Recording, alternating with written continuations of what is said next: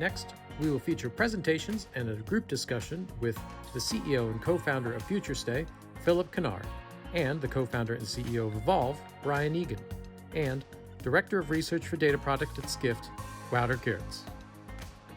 All right, hello, thank you. It's great to be here live with you all in New York City. I'm Brian Egan, I'm the co-founder and CEO of Evolve. At Evolve, quick overview, we are reimagining vacation rental, taking a more modern and tech-enabled approach to hospitality and property management. We've partnered with the owners of over 21,000 vacation homes all around the country.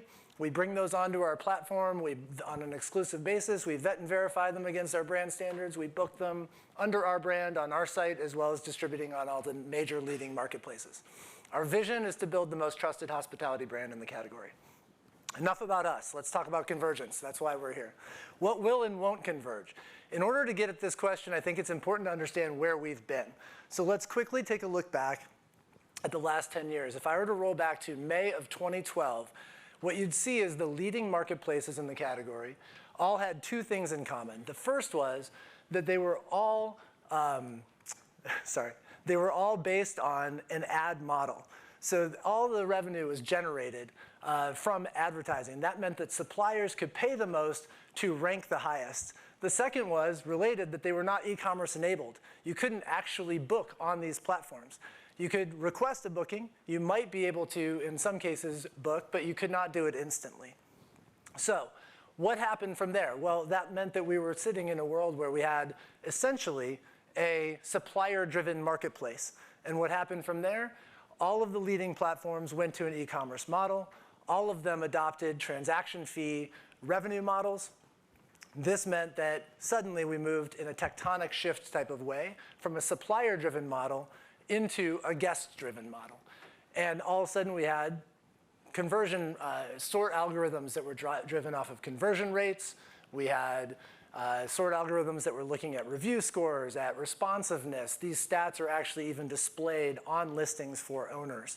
And we end up in a world where consumer preferences end up ruling the day. So where do we go now?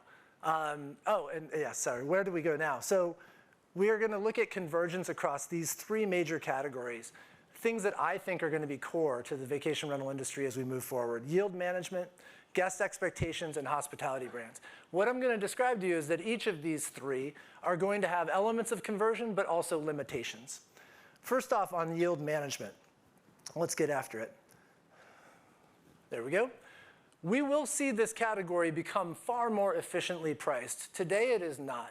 If you go back on my timeline, 10 years ago, we didn't have the transactions online, therefore we didn't have the data, therefore we couldn't do the revenue management that we can do today.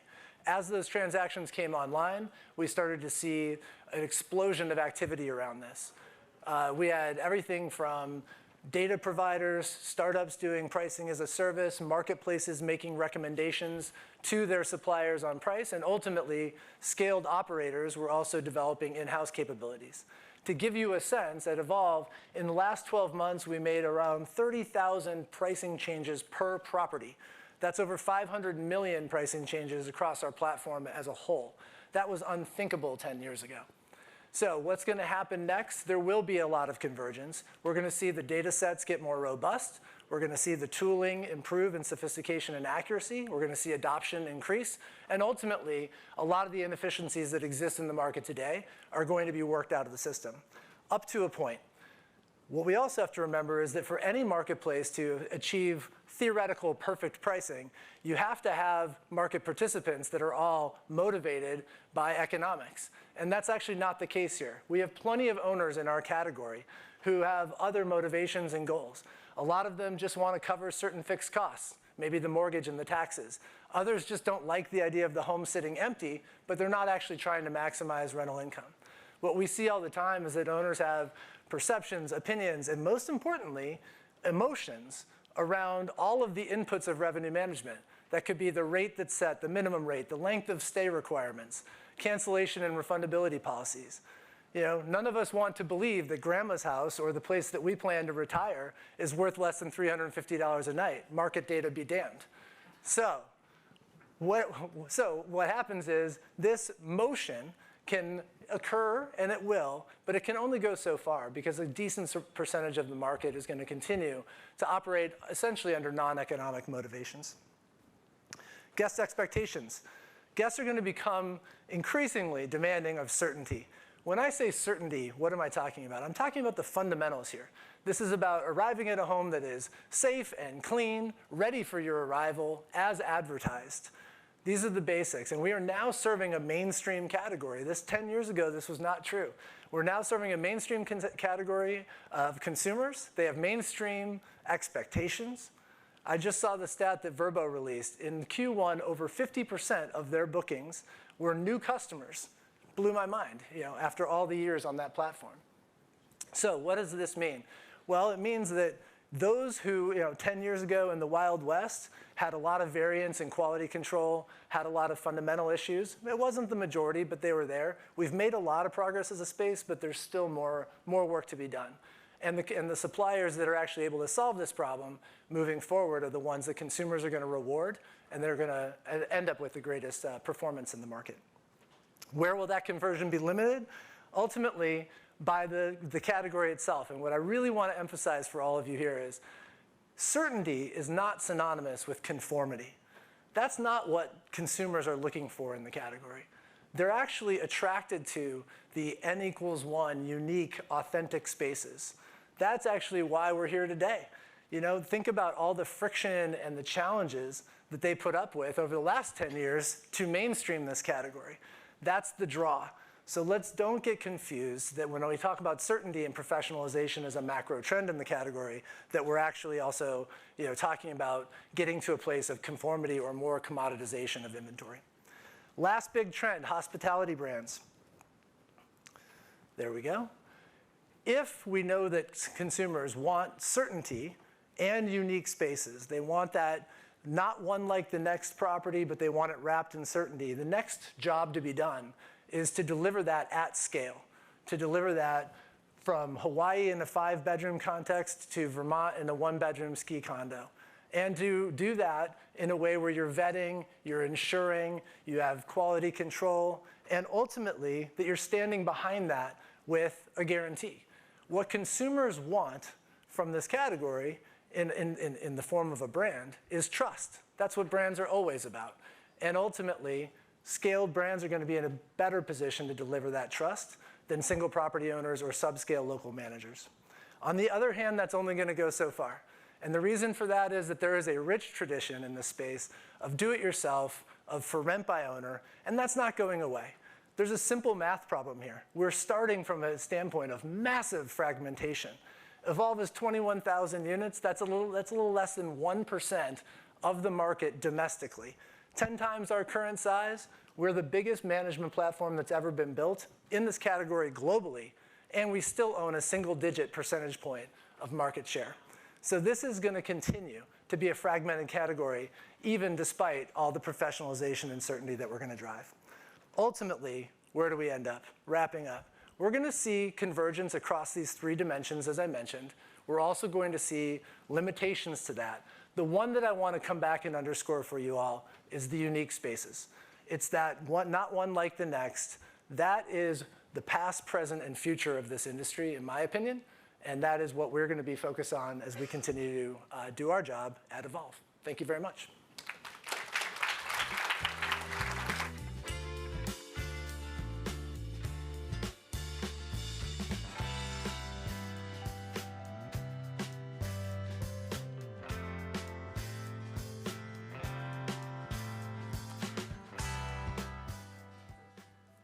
Hi, everyone. I am Phil Kennard, CEO and co-founder of Futurestay.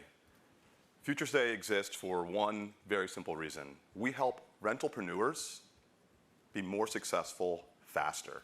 What are rentalpreneurs? What does this mean? Very, very simple. Today, we've heard from the CEO of Evolve. Tomorrow, you'll hear from Sonder. You've heard from Lifehouse. You've heard from leading hospitality brands around the world. But what we haven't talked about is where most short-term rental inventory actually comes from your neighbor, from your aunt, from you. You, us, we are all the leading source of supply in the short-term rental industry. and we are rentalpreneurs. What is this revolution, and how big is it going to get? The short-term rental industry, as of January 2022, is the largest creator of entrepreneurs in the world. Think about that for a second. We've talked about the future of work and how work enables a different kind of travel, but what we're not talking about is how travel enables a different kind of work. This is how the industry is evolving. How big is this revolution going to get? Well, how big is it today? The rentalpreneur segment is currently responsible for over 80%, not of supply, but of bookings in the short-term rental industry. 8 out of 10 bookings are for your house or your grandmother's house, not for a Sonder, not for a Vacasa. Great brands, great experiences, but that's not where we're spending our money. We're discovering our properties that we're going to stay at through channels, and those properties ultimately are owned by regular people. And that's what the rentalpreneur revolution is all about. We're talking about consolidation here. You see that green line at the top of the chart? That represents 2 segments. The 1,000+ property manager or owner, and then the 100 to 1,000 property manager or owner. Consolidation is the top green line buying the second green line. No one wants to buy your property or my property. I'm not managing it well enough, right? They want to buy a business. That's where the consolidation is happening. Now, some of that's going to continue to come down, but it's not going to move as fast as we can all buy homes and put them online. So who are rentalpreneurs? Let's talk about a real one for a second. This is Morgan Page. She's been a Futurestay customer for a few years. She inherited 5 properties from her father, who managed them as a hobby. And when he passed away, she wanted to keep the family tradition. She didn't want to see them go away or sell them. And she realized it was really tough. She was doing it all manually like he was, but she didn't have the appetite for it. So she needed some technology to distribute on more channels and centralize her operations, and she found Futurestay to do so. What motivates her? It's not growing to 100 properties. It's helping people create lifelong memories, what travel is all about. This is her passion. It's become a part of her life. She still has other sources of income. This isn't all she does. But this is something that she loves, and she gets to give back to her local community doing it. The only reason she can continue is because of technology. So if it's not just money that motivates rentalpreneurs, what else is it? And how do they make their money? This is probably a mind-blowing statistic for most people in this room. And it was mind-blowing for us when we partnered with Rent Responsibly in the College of Charleston to do this pioneering research in the industry. Almost all rentalpreneurs make just over half of their income on average from short-term rentals. Fractional entrepreneurship is being created by this industry. These are not full-time property managers or owners. And we're not just talking about the people that have one property. This is widespread. This is for managers that are managing multiple properties. This is just one of the ways that they make money. People with just one property typically make about 1/3 of their income from renting out.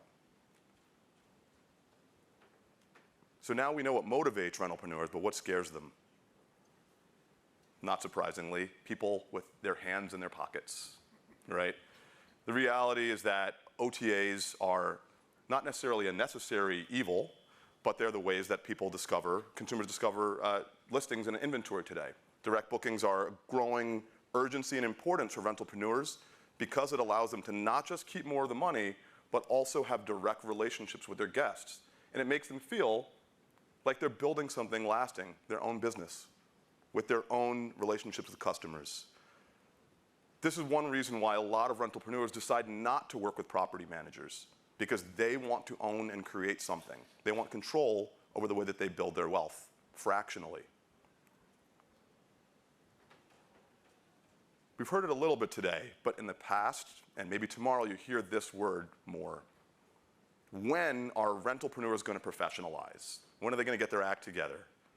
The reality is that consumers actually prefer staying with smaller property managers. You see the circle all the way top to the right?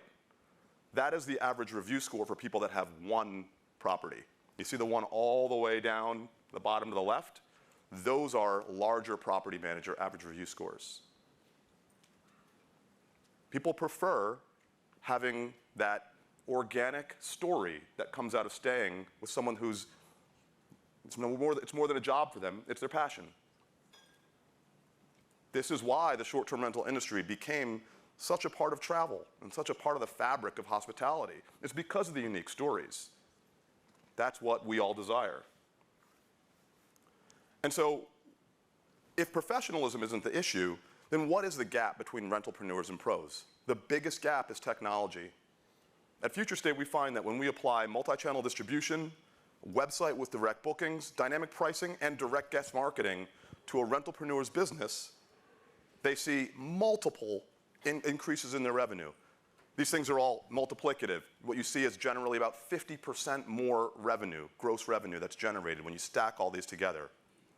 And the trends in technology continue to evolve such that what used to be optional is now table stakes.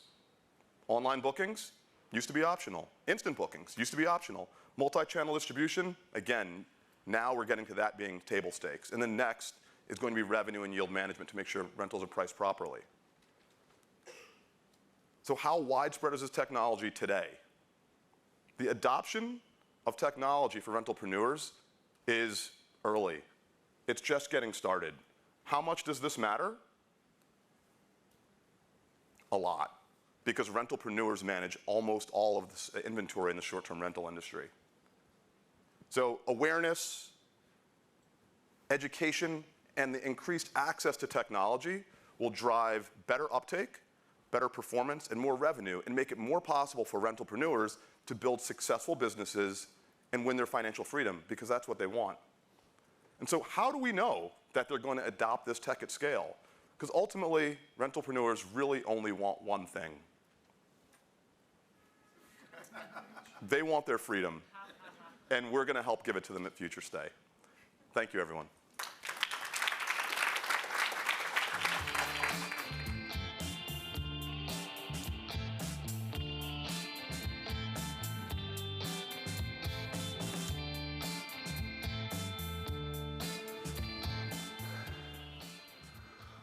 All right, so you probably realize by now that this session is a little different than all the other sessions we've done so far and we'll be doing tomorrow. So we thought it's a good idea to have two very well-spoken people from the short-term rental industry, and especially from the tech space, to present a little bit about sort of what the short-term rental tech space looks like. We will call them on stage in a little bit for a panel session as well, but I just wanted to first take another look at sort of, okay, so we've got the short-term rental technology, which we've just heard about. Is that merging with sort of the hotel technology that we have heard about earlier as well? So a little bit of history first. For those of you who are not in the tech world, I know it's maybe not the most exciting place, so I can imagine not everyone here is. Hotel technology is very much known for being a front runner when you compare it to short-term rentals. It's been around for much longer. But what that also means is that a lot of hoteliers today are dealing with legacy technology and with a tech stack that sort of isn't maybe built and fit for the 21st century anymore, as Tyler Morse, for example, mentioned this morning as well.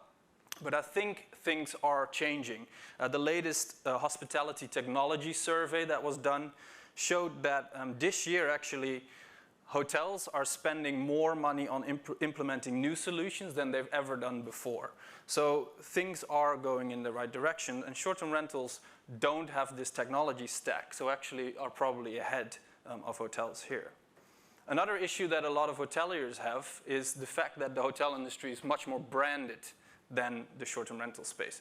And what that means is that a lot of hotels are dealing with this three-legged stool, if you like, of owners, brands, and management companies. Now, it tends to be the owners that pay for new technology, but it's the brands that decide when and which technology is being implemented. And obviously, there's some jarring going on here, and not everyone's going to be happy all the time. I think, again, short-term rentals are probably in a better position here because ownership is much more in-house. They don't have sort of the legacy systems they're dealing with, and therefore technology is much easier to implement. Also because short-term rental operators tend to be much smaller than when you're operating large hotels. So the actual investment needed for new technology tends to be lower. But again, I think hotels are changing. So I've got a few logos up here. Accor Hotels last year announced that rather than using one property management system for any of their owners, they're now allowing owners to choose from, I think it's 8 to 10 different providers. It's a great move for the overall industry. And there's players we've already heard from, some of these, like Lifehouse or Numa or Citizen M, which are actually going back to how historically hotels were being run, much more having ownership in-house, and therefore the technology and the tech stack being much more centralized, and them having much more power over which technologies are being implemented. Now, there are some differences as well. We did a little exercise. Sean O'Neill, which you saw on stage earlier, he's sitting in the back there hiding, he has been reporting on technology investments or startups, how much they raise, every week religiously for many, many years now. We took the last 3.5 years of data, or those articles, and we sort of looked at, okay, what investments are being made in the short-term rental space and what investments in the hotel space. One really interesting thing that you find is that hotel technology sees a lot of investment in pure tech players, whereas short-term rentals, it's more half-half. So there's a lot of actual operators, so companies that manage short-term rentals, that also have a tech play, that have a tech stack that they build themselves. So there are some differences here, and why is that? I think one thing that was really interesting while we were going through this exercise is that it's actually really easy to distinguish a tech player by whether they're focusing on hotels or short-term rentals. There's very few players that are trying to capture both of these segments. So there doesn't seem to be much merging going on. So is the hotel technology tech stack really that much different from short-term rental tech? This is an image that we put together in 2018 to sort of show what the hotel tech stack looks like. I think today, especially for larger property managers in the short-term rental space, they're using the same systems. So is there really that much of a difference here? We might have actually contributed, this is a little bit of caveat, we might have contributed to this issue. We've produced a lot of sort of landscapes of technology. Some are better than others, I appreciate that. But again, it's very easy to make a distinction between this is a hotel technology landscape, this is the short-term rental landscape. There's very little overlap here. So what are the reasons for that? Well, one of the main reasons, of course, is that the short-term rental space is much more distributed and it's non-standardized inventory, whereas the hotel side is the other way around.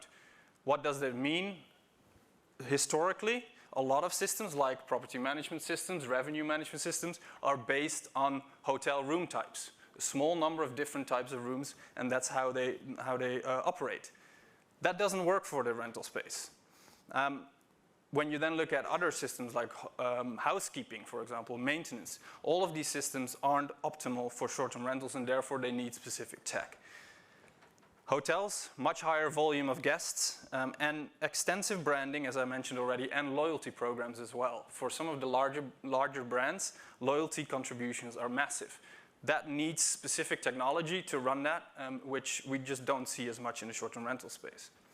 And this is changing, hotels have much more in-house staff, and therefore it's easier to train these people on new technology, and they tend to also have more corporate headquarters staff, if you like, that is specialized in, for example, revenue management, and therefore they can use systems that are much more specialized and much more sophisticated, if I can use that word, than what a rentalpreneur, for example, would be using that needs to do a little bit of everything.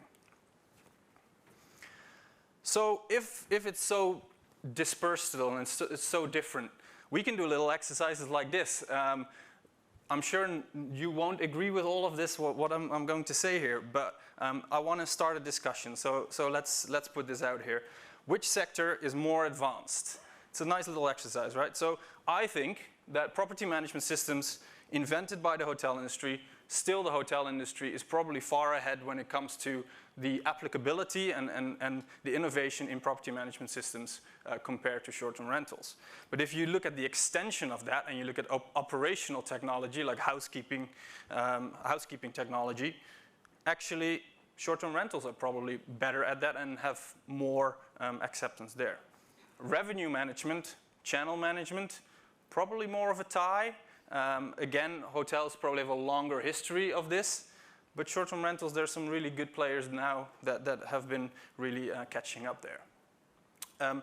CRM, customer relationship management, I think it's still in its nascent stage. I've put it at the peripheral, as in it's not as important a technology as some of the other technologies, simply because I think the platforms still have a lot of power here, but we will probably start to see that growing in both spaces actually.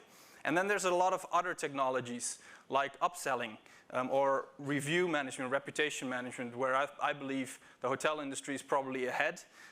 These are, hotels have a lot of amenities in-house, and on top of that, they have higher volumes of guests, so they use these systems a lot. While at the same time, things like guest messaging or connected home technology, short-term rentals are ahead because they don't have a front desk like a hotel does. And so they need to find other ways to communicate with their guests. So having said all that, I'm going to spend one more minute just to tell you why we do feel that over the next 5 years, things will change. And we've talked about these issues throughout the afternoon already, but I think it's important to mention this again. So one reason why we feel that things will change over the coming years is that, first of all, guests don't see the distinction as much anymore. We did a survey recently with US travelers. 31% said that their accommodation preferences changed during the pandemic. A lot of these people went from hotels to short-term rentals. And 75% said, of those 31% said, that that would probably be a permanent change. Now, if guests don't see the differences between hotels and short-term rentals anymore, and they have the same sort of expectations and standards that they want to see, then obviously operators need to start looking at that as well, and technology will be very important there. And when operators are starting to blend their offering, like Marriott is doing, like Accor is doing, then the technology providers will need to follow suit to be able to operate in that space. Secondly, and this is not really going against Philip, but maybe a little bit. I look at the top of this area graph and actually focus on that, whereas he looked at the bottom. What we've been seeing on Airbnb at least is that larger property managers are starting to take up a larger share of the market. And when in 2017, an average host had 1.6 listings on Airbnb, today it's 1.8 listings. So actually, the industry is professionalizing.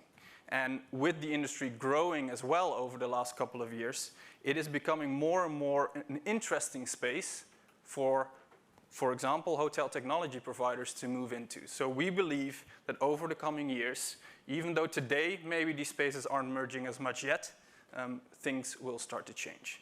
So that's it for now. I'm going to ask Philip and Brian to come back on stage, and we'll have a little discussion on some of these points.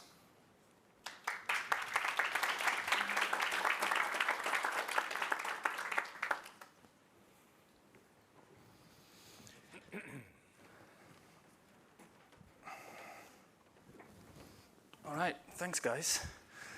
And thanks for presenting as well. Like I said, a slightly new way of doing things, but we like to shake it up at Skift, so thanks for playing ball there.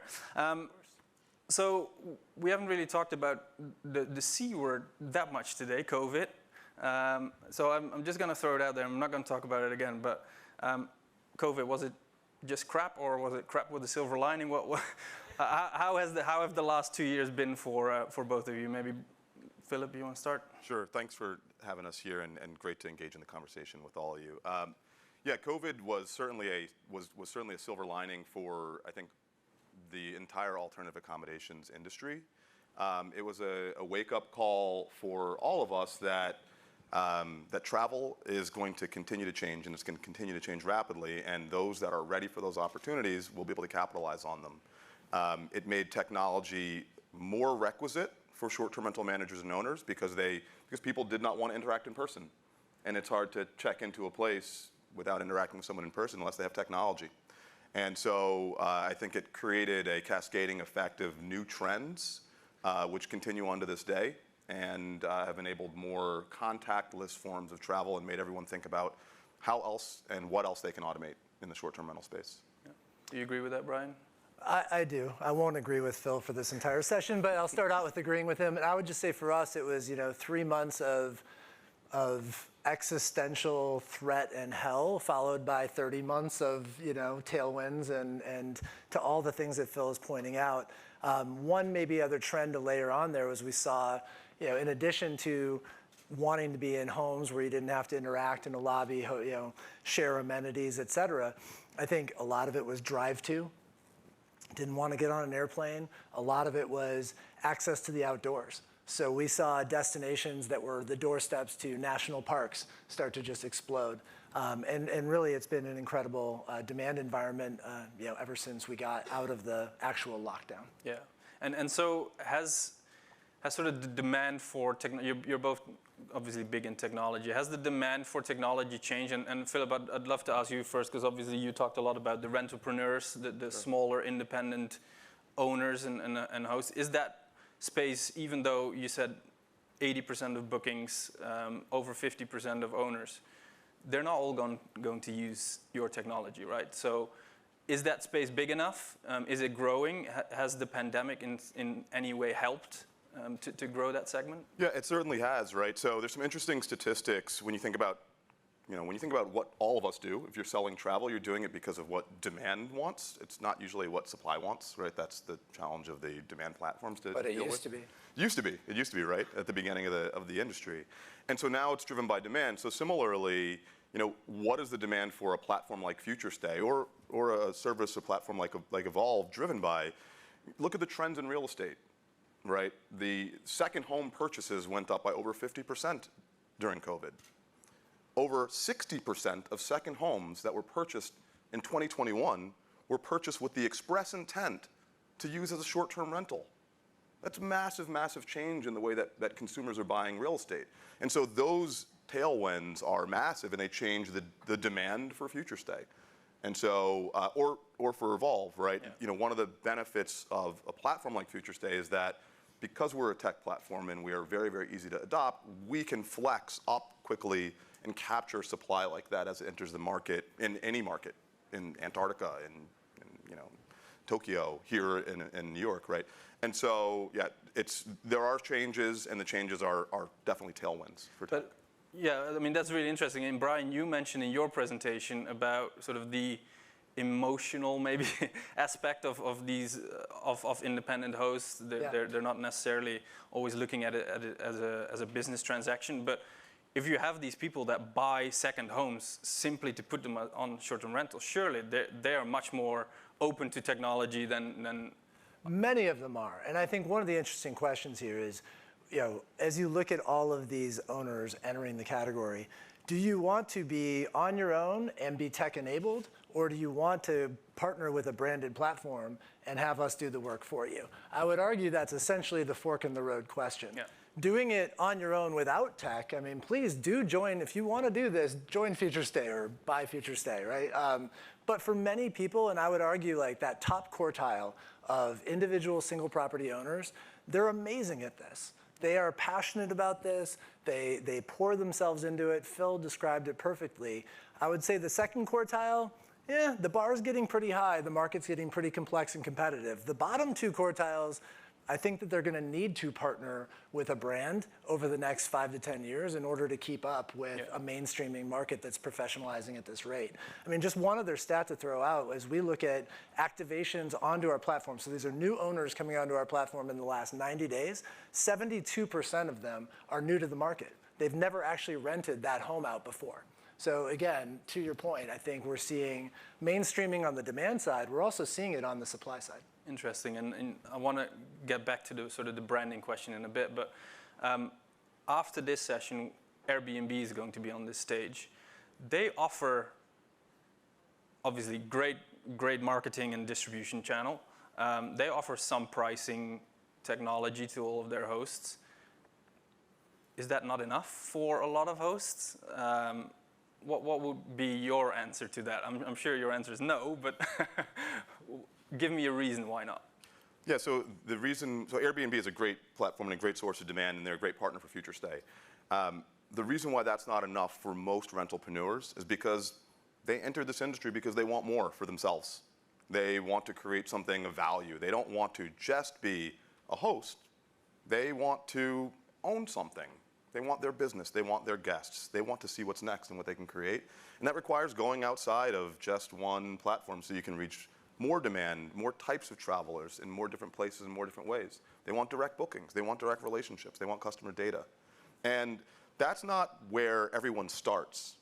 Sure. But that's where many rentalpreneurs end up going. And that's why they continue to expand their businesses and list on multiple channels and look for solutions like Futurestay so that they can grow and continue aggressively moving towards their financial goals. Yeah. And just to keep on Airbnb, they just announced some massive changes to their search capabilities. If you haven't seen it, read Skift, which you might have heard of. It's a great website. Does that have an impact on, I guess, especially probably for independent small hosts with very unique properties, it might actually be a good thing, right? Yeah, I think it will be. I think that, Airbnb does a really good job with large releases like this, where they'll release something that they know they're going to get a little pushback on, and they kind of release a little more than they think that the market will allow, and they pull it back to what the right standards are. And so here, I think you're going to see some pushback around some of the changes around cancellation. I think that we saw that in the releases that they made several weeks ago, and they're kind of rolling some of those things back. This kind of just speaks to the overall point of what a rentalpreneur wants and what some of the challenges are with just being beholden to one platform. Ultimately, if you're only in one store, you only put your goods in one store, you are a function of whatever that store decides. If they change their cancellation policy and they want to add a force majeure, that's the way that your business runs. But when you diversify, you create independence because you have more ownership. And so that's why rentalpreneurs tend to seek being just in more than one platform. Yeah, I think 2 quick points here. I mean, our business is premised on the idea that not everyone can do this for themselves. They're either unwilling or unable to. And that's not a judgment, right? I mean, a lot of our owners are dual income households. They have younger kids. This is a real business. And if you don't want to be a micro hotelier that's attached to your phone 24/7 and answering that call in 2 in the morning, then you're going to need some help, right? So we love Airbnb. They're a great partner. I would also say, though, when you talked about revenue management and they offer a tool, sure, as Charlie Munger of Berkshire Hathaway would say, show me the incentives and I'll show you the outcome, right? Their incentive is conversion. What they want is to convert that traffic on their site that day. What we want is to get the highest price for that night, right? So it's a difference between, are you trying to book today or are you trying to get the ultimate yield for that night that might be 3 months from now? So a little bit of misalignment there on how we would, say, advise an owner who wasn't even on Evolve to price that night versus what Airbnb's algorithm would tell them. Yeah. And so when you look at the short-term rental space, and we're sort of all day long, we've been sort of comparing short-term rentals versus hotels. And I wonder if the divide between independent hosts and very professionally run large property managers is actually bigger than between sort of the larger property managers and hotels. Do you agree with that, or is there other? That's a really interesting question. And I think from an operational perspective, yes. From a perspective in terms of what the demand sees, no. And the reason why, and Brian, I think, brought up and is a strong advocate of the point that running a short-term rental business or any hospitality business is tough. I will agree with that wholeheartedly. Let's go back in time, though, to the 1910s or 20s and think about how tough it was to drive an automobile. That was almost impossible. Right? There was no licensing, there were no stoplights, there were horses all over the roads, barely anyone could do it. Everything was manual. You had to have a toolkit with you to start your car. Now you can get in a Tesla and hit a button and show up where you want it to go. So as technology continues to improve, it creates more access to those services, those products, and those outcomes. And that's where I believe the short-term rental industry is ultimately going. And frankly, we're doing a lot to push it there.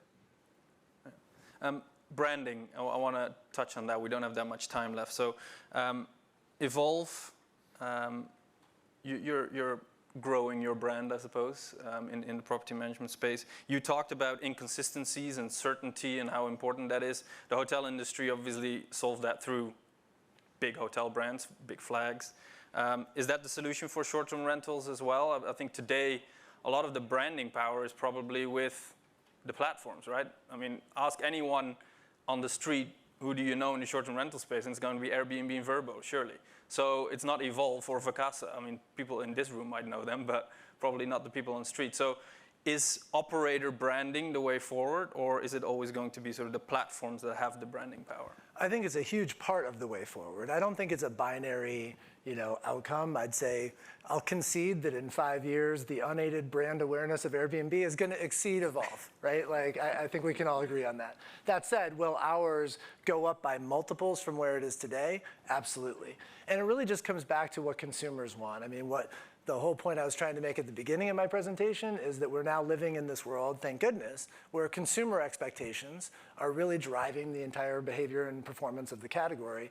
And I think that what most consumers who shop the category, book it, and experience it regularly know is that just as one home isn't like the next, nor is one supplier like the next. And so those suppliers who can consistently deliver on great experiences, wrap that certainty around the unique experience, and do it across multiple use cases. Interestingly, consumers often are, over the course of a year or two, are the ones staying in the 5-bedroom home and the 1-bedroom ski condo, right? It just depends on what that trip is. Is it the one where they're getting together with their siblings and all the kids, or is it the one that's just a getaway, for a couple? Yeah. And so I think that's the opportunity for a brand here. Yeah. I want to ask you both a question. I think I want to make a little bit of a divide between you two and see what you say. So I mentioned earlier when we just looked at sort of the investments that this space is getting, a lot of investment is going to sort of the operator plus tech category. I would put you in that box. As I would. And I would put you in the pure tech box. Okay, I'm happy that you both agreed to that. So far, so good.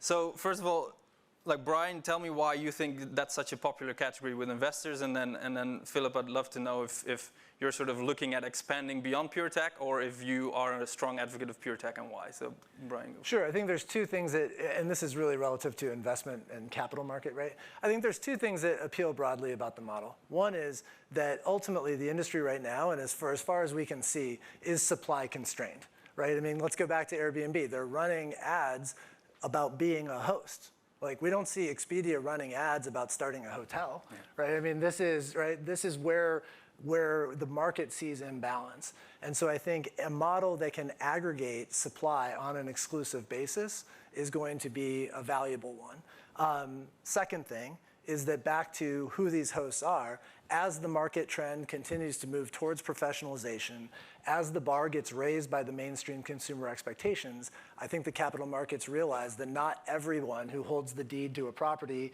or writes the mortgage check is able to reach that bar. You put those two things together, I think it's a pretty attractive model, and I think the markets are speaking with their wallet. Yeah. Philip? Yeah, I think, well said, right? I think that ultimately the biggest opportunity in this market is to have exclusive control of supply, connected demand, and monetize it, right? If you can standardize it as well, then you really got something. We can do that with technology. As the technology and our partnerships with OTAs get stronger, as we can build more predictive and more automation technology into our platform, we can allow any rentalpreneur to deliver the same kind of experience to their guests that a platform like Evolve can, right? Can't do that today yet, but we're 85% of the way there. We just need some robots. We've found our point of disagreement. But I think ultimately, the capital markets have a really great understanding of the way hospitality brands work. And so they like to invest in things that are like other things they've seen succeed. But the right technology solution can really sit directly in between supply aggregated at a scale that no individual hospitality brand can, and can monetize it just as effectively, right? We were talking about the Airbnb numbers. With 53,000 new Airbnb listings going up in January, that's a Vacasa in 1 month, right? How long would it take a property manager to onboard and acquire all that supply? We can do that in minutes, right? So it's just a different way of looking at the market, but the opportunity is, in my opinion, larger. On the other hand, there's no way that any consumer can keep that many brands in their mind, right? Sure. So we all know that there's only room for 10, 15, 20 brands in a space, and the scale advantage is going to come into play there in terms of that recognition. Yeah, cool. I have to separate you two here, but no, Go wrestle we already had the longest session of the day. Our time is up. Thanks very much, both of you, and really appreciate it. Thanks. Thanks, Wouter. Thanks, guys.